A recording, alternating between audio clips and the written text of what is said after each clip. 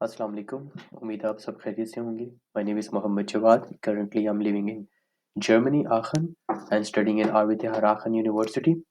जैसे कि अपनी पुरानी वीडियो में मैंने आपको verpflichtung की क्लारुंग स्पॉन्सरशिप लेटर के हवाले से बताया था कि कैसे आप अप्लाई कर सकते हैं। उसी वीडियो के एंड में मैंने आपको बताया था कि जल्द ही मेरी सेकंड एक्सटेंशन है।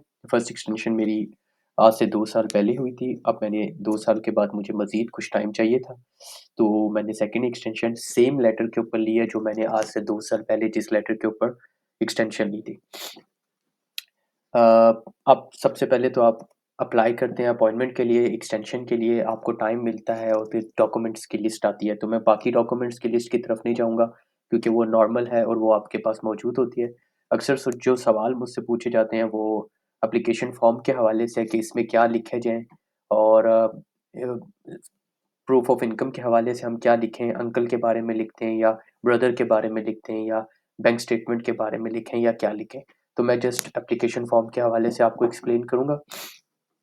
सबसे पहले तो एप्लीकेशन फ़ॉर किस चीज़ के लिए है? रिन्यूअल के लिए है।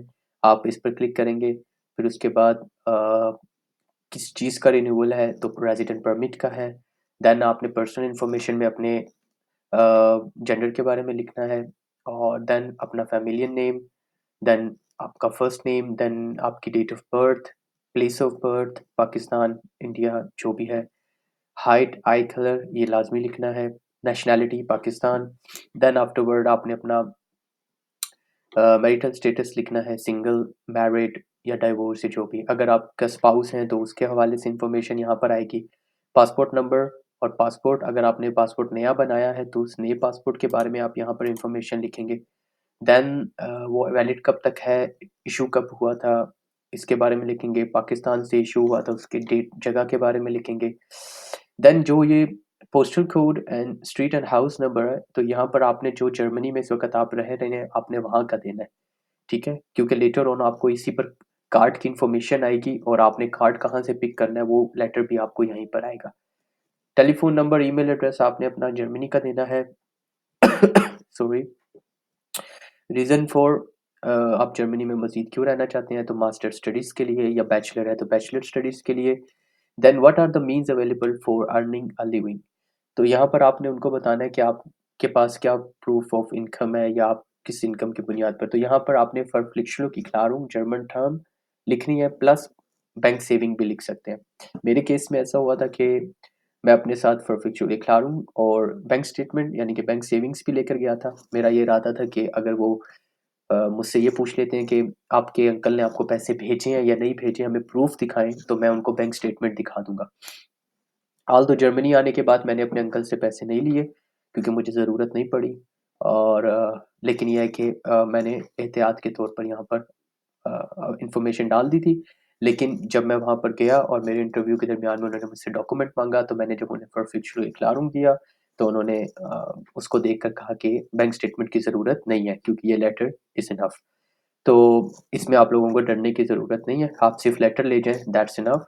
और अगर आप को पाकिस्तान से कोई सपोर्ट करता है या आप ब्लॉक अमाउंट वाले हैं, तो यहाँ पर आप फिर अपनी इन्फॉर्मेशन उसके हिसाब से देंगे। Name and address of university, no, because you have not stayed abroad longer than 6 months and यहाँ पे डेट, बर्थ और अपना सिग्नेचर्स। सो इस तरीके से आप इस फॉर्म को फिल कर सकते हैं। इसके साथ बाकी जो डॉक्यूमेंट्स हैं वो अटैच करें और उनको ले जाएँ और आप मुझे 1 एंड अ हाफ ईयर मज़ीद मिला है इसी लेटर के ऊपर। यस, नेक्स्ट टाइम जब मैं जाऊँगा तो मेरी कोशिश होगी कि मैं न्यू लेटर तैयार करवा के लेके जाऊँ। न्यू लेटर के हवाले से एक और अपडेट मैं दे देता हूँ कि आपने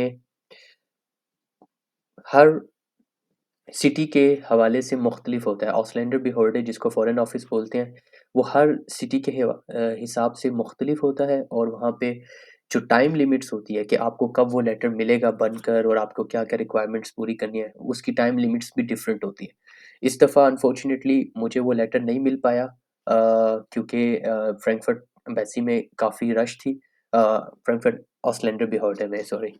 तो उसकी वजह से काफ़ी टाइम लग गया, तो मैं पुराना लेटर ही अपने साथ ले गया। लेकिन मैं नेक्स्ट लेटर जो है, जो न्यू वाला है, वो मैं नेक्स्ट टाइम अपने इस्तेमाल करूँगा अगर मुझे ज़रूरत महसूस होती है।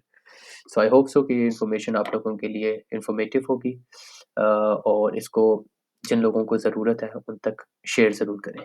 Thank you so much, stay tuned for more.